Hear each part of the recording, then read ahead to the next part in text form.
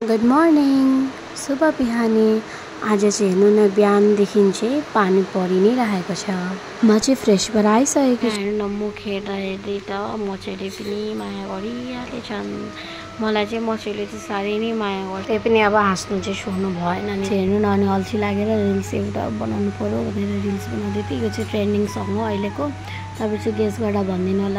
Comment share subscribe पनि गरिदिनु होला। मलाई चाहिँ तपाईँहरूको धेरै सपोर्ट चाहिएको छ। Support me.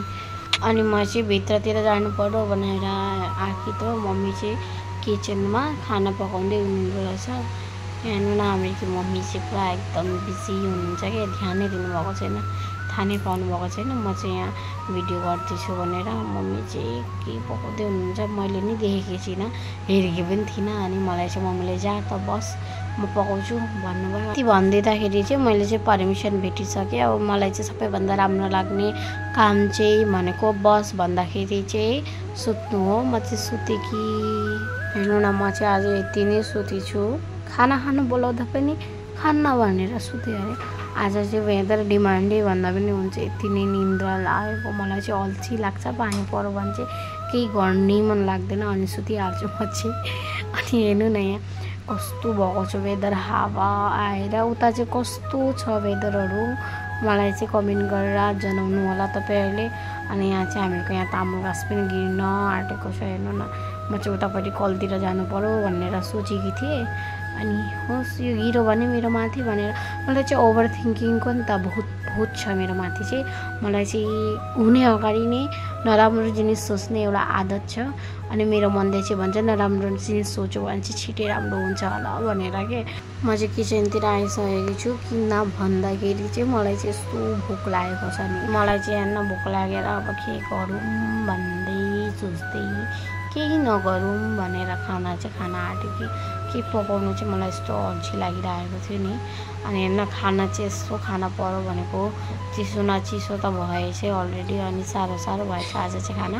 म चाहिँ अब डरेको खानाहरू निकालेर एक साइड गरिदिँदै थिएँ। म चाहिँ खान्न नि त अब यही हात धोएर पानी लिएर म चाहिँ खाना खानु पऱ्यो भनेर साइड गरेँ। अनि सब्जी चाहिँ हालिहालेँ। सब्जी चाहिँ आज कुन्दी आलु बनाउनु भएको रहेछ मम्मीले। अनि कालो दाल, अब कालो दाल चाहिँ मेरो मोस्ट फेभरेट दाल हो। अनि म चाहिँ खाना खान बसिसकेको थिएँ। अनि मलाई चाहिँ आज चिसो भात पनि मिठो लाग्दैछ, दाल सब्जी सबै मिठो लाग्दैछ। किनभने आज चाहिँ भोक लागेको छ नि त।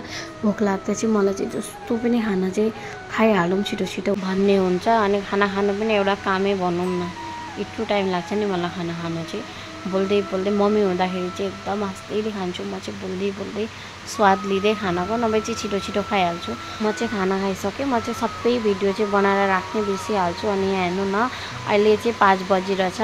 अघि चाहिँ 4:30 बजी खाना खाँदै थिएँ। अनि आज चाहिँ 5 बजी नै राति भइसकेको जस्तै लाग्दैछ। हाम्रो घर छेउमा चाहिँ टी फ्याक्ट्री छ अनि त्यहाँको लाइट चाहिँ अन भइसकेको छ। अब तपाईँहरू बुझि नै सक्नुभएको छ। आज चाहिँ 5 बजी नै कति अँधेरो भएको छ। हेर्नु न गाडीहरू नि यति स्लो जाँदैछ नि। आज यस्तो हावा पानी भइरहेको छ। आज चाहिँ ड्राइभरहरूलाई पनि डरै लाग्दैछ होला। आजको दिन चाहिँ अब यसरी नै गएको छ। यस्तो पानी परिरहेछ नि यहाँ चाहिँ सबैतिर नै परिरहेछ होला। यहाँ चाहिँ कत्रो बिहानबाट रोकिँदै छैन पानी। हेर्नु न मलाई चाहिँ कस्तो राम्रो लाग्छ कि पानीमा भिज्नु। मम्मीले देखाउने माथि हुन्छ। मलाई चाहिँ पानीमा भिज्नु मन लागे पनि भित्र पसिसकेको छु, दैलो लगाउँदैछु। अनि यताउति हेर्दैछु। अब सास पऱ्यो नि त। अनि यहाँ सिधै बाहिर आएकी छु। म चाहिँ पानीमा भिजुम भइरहेको छ कि।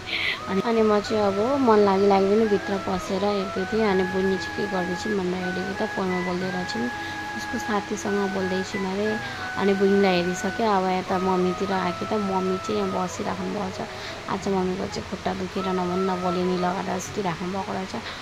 म चाहिँ यताबाट उताबाट यताबाट उता। मलाई अस्तिले भन्दैछिन् चिया पिउनु मन लाग्यो भनेर। अनि म चाहिँ किचनतिर आएकी छु। अनि उसलाई चाहिँ चिया पिउने अगाडि चाहिँ पानी दिनु अरे। अनि आउला त लिएर जाऊ भने। अनि मैले चाहिँ पानी निकालेर दिँदैछु ल्याऊ भनेर। कस्तो आदर गरे जस्तो गर्दैछु कि जिस्काइरहेको छु मेरो बहिनीलाई चाहिँ म। अनि अब के भन्दै थिएँ मैले चाहिँ बिर्सिसकेको छु अहिले। अनि म चाहिँ बोले पगडी जस्तो यहाँ मात्रै भेट्नुपर्छ तपाईँहरूलाई थाहा छ। म चाहिँ नाच्न थालिहाल्छु। मलाई चाहिँ एकदम नाच्नु चाहिँ साह्रै नै मनपर्छ।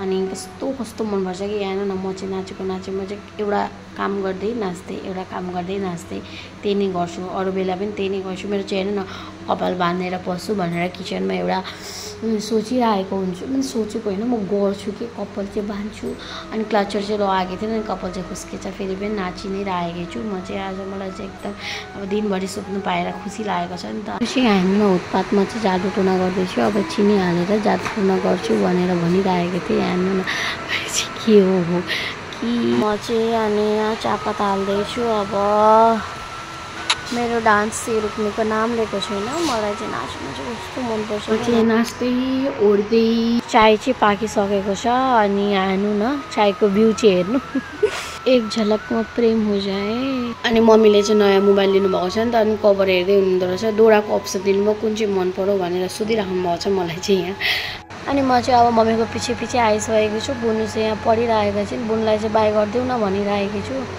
बाई गरिदेऊ न भनेर कस्तो करले गरेको छिन् हेर्नु न अनि म चाहिँ मम्मीपट्टि सरे मम्मीलाई पनि बाई गरिदिनु भन्दैछु मम्मी पनि करले नै अब बाई गरिदिनु हुँदैछ त्यही पनि मेरो खुसीको लागि चाहिँ झन्डै गिरी नहो लागि चाहिँ यति नै हामी फेरि अर्को नयाँ भिडियोमा भेट्नुपर्छ अहिलेसम्मको लागि चाहिँ tata bye bye thank you for watching good night शुभरात्री सबैजनालाई